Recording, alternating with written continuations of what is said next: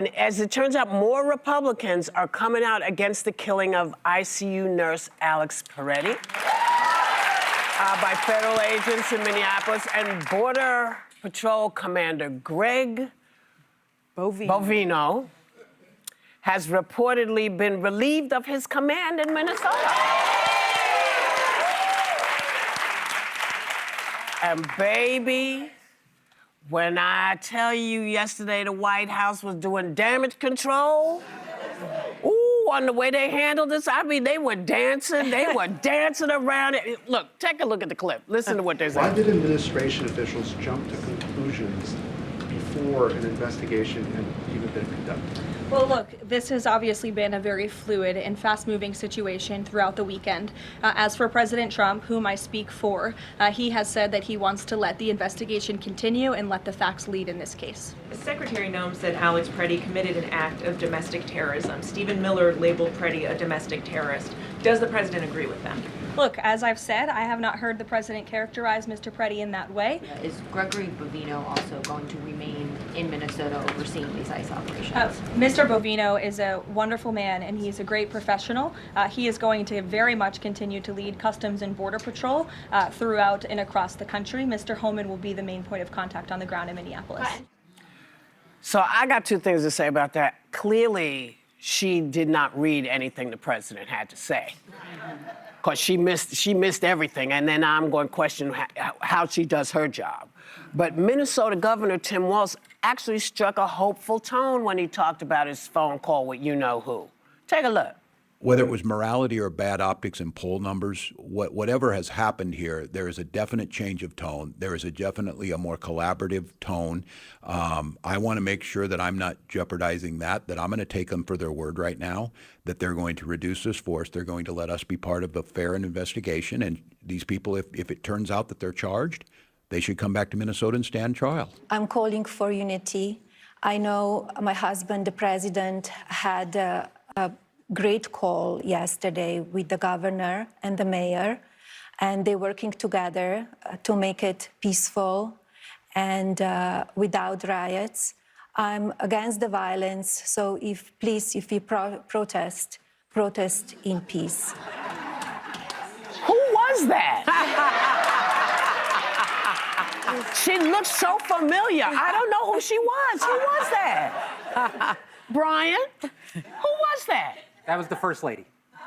She was standing in front of actually the screen that's promoting her new documentary. Oh, well, that's why she's against violence. All right, well, okay. I can't remember the last time I saw her. I was so exciting. Anyway, so the public outcry and the Republican criticism has all been great, but how far will this go, and will they change course and start telling the truth? So my major concern here is that I think the White House is seeing this as a messaging problem rather than a policy and execution problem. So Bovino's been sidelined. There's reports that Kristi Noem may be on the way out, as well as her senior advisor, Corey Lewandowski. We don't know that yet. But here's the thing. It's much more than that. The American public has always believed in securing the border and prosecuting and deporting undocumented migrants who committed violent offenses. We all agree on that. 97% of Americans do. What we don't believe in is infringing on First Amendment rights, keeping databases on protesters, citizens basically baselessly being called domestic terrorists, saying the Second Amendment is essentially void, telling citizens to carry their papers just because, entering homes without warrants, capturing citizens and immigration raids, and killing U.S. citizens. People are outraged. Only 20% of Americans are saying that Alex Peretti's killing was justified. That's smaller than Trump's base. That's even his base is leaving him on this. So it's a much bigger issue than messaging or who the face of it is. It is a top-down issue that needs to be addressed at every single level. And look, Donald Trump owns this. Donald Trump owns this. What began supposedly as an operation about some Somalis committing fraud, he escalated to what has become the complete occupation and terrorizing of an American city in Minneapolis. What did he think was going to happen? What did Donald Trump think was going to happen when a U.S. citizen gets killed and his administration goes out there and their reaction is to immediately call her a domestic terrorist, I'm talking about Renee Good, and then say that agents have absolute immunity, and then send thousands more agents to the streets of Minneapolis? What did he think was going to happen when the American people see a 5-year-old in a blue bunny hat being detained and used as bait to lure other people out of a household? What did he think was going to happen when the American people see the civil rights being trampled on, human rights being trampled on, due process being trampled on, people who sound and look like me being harassed and racially profiled? I admire the people of Minneapolis who have stood up, who have withstood below freezing weather. And to Melania, I would say, look, I'm glad you're asking for peace. I'm really happy about that. But until and unless you get your husband to take those troops out of Minneapolis, until and unless we get a full, thorough, unbiased investigation, until and unless Kristi Noem gets fired, maybe she could be Secretary of Hats.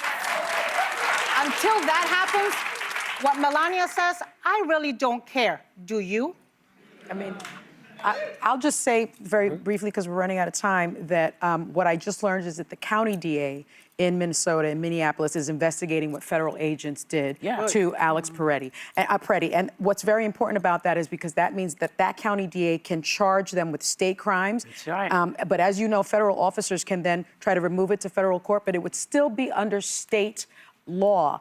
And that means that if they are convicted, which I believe they should be because I think it was an unlawful killing, Donald Trump cannot pardon them, and they will be held accountable for his killing. I'm just hopeful that these phone calls between the president and Governor Walz and the mayor are what they are saying they are, because right now I'm becoming so hopeless and numb to waking up every day and turning on the TV, and when you kind of feel like it's beating you down to a point that, like, you have to step away. And I would encourage people that it doesn't mean you care less. It might mean you care too much.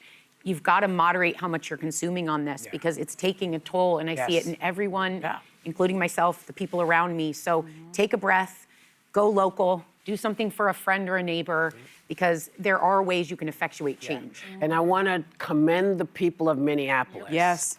I want to thank them. I want to thank them for not escalating this.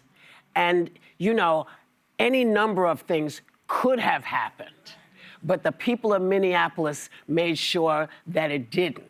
They did the best they could to keep it, you know, to be able to go out and do what they wanted to do as citizens, to protest. And I have to say, they have kept the lid on, and I'm so proud of that state. I'm just proud of that state.